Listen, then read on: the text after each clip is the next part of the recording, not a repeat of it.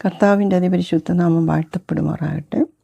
നമ്മുടെ കർത്താവായ യേശു ന്യായപ്രമാണം നിവർത്തിക്കാനാണ് സ്വർഗത്തു നിന്നും ഭൂമിയിലേക്ക് ഇറങ്ങി വന്നത്.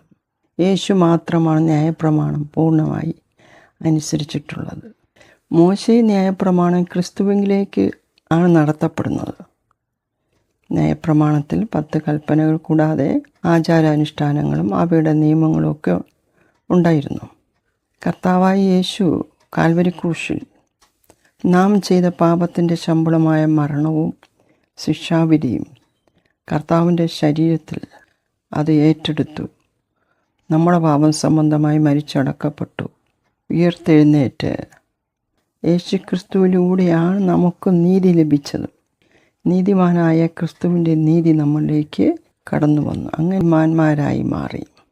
അതുകൊണ്ട് ന്യായപ്രമാണത്തിൽ ആ 10 കൽപ്പനകൾ അനുസരിക്കേണ്ടതില്ല എന്ന് ചിന്തിക്കാൻ പാടില്ല. ആ 10 കൽപ്പനകളും നാം അനുസരിക്കേണ്ടതുണ്ട്. ഇതിനോടനുബന്ധിച്ചുള്ള ആചാരാനുഷ്ഠാനങ്ങൾ അതൊന്നും നാം ചെയ്യേണ്ടതില്ല.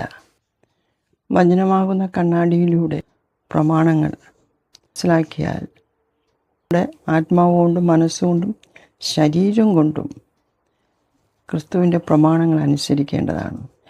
ന്യായപ്രമാണത്തിൽ വ്യഭിചാരം ശരീരം കൊണ്ട് ചെയ്താൽ മാത്രമേ അത് വ്യഭിചാരമാകുന്നുള്ളൂ എങ്കിൽ പുതിയ നിയമത്തിൽ വരുമ്പോൾ യേശു പറഞ്ഞു, സ്ത്രീയെ മോഹിക്കേണ്ടതിന് അവളെ നോക്കുന്നവൻ വ്യഭിചാരം ചെയ്യുന്നു എന്ന്. അങ്ങനെയെങ്കിൽ അത് മനസ്സിൻ്റെ ആഴങ്ങൾ കൊണ്ടാണ് ആ പാപം നടക്കുന്നത്. അങ്ങനെയെങ്കിൽ ന്യായപ്രമാണത്തിനെക്കാട്ടിലും ക്രിസ്തുവിൻ്റെ പ്രമാണം അത് കുറച്ചുകൂടെ കട്ടിയുള്ളതാണ്. ഇത് കൃപായുഗം ആയതുകൊണ്ടും പെട്ടെന്ന് ശിക്ഷ ലഭിക്കാത്തത് നിമിത്തവും ദൈവമക്കൾ ന്യായപ്രമാണം അയഞ്ഞു എന്ന് ചിന്തിക്കരുത്. അതുകൊണ്ട് തന്നെ ക്രിസ്തുവിൻ്റെ പ്രമാണത്തെ നാം ഭയപ്പെടുക, അനുസരിക്കുക, ബഹുമാനിക്കുക. ക്രിസ്തുവിലൂടെയാണ് നീതീകരിക്കപ്പെട്ടിരിക്കുന്നത്.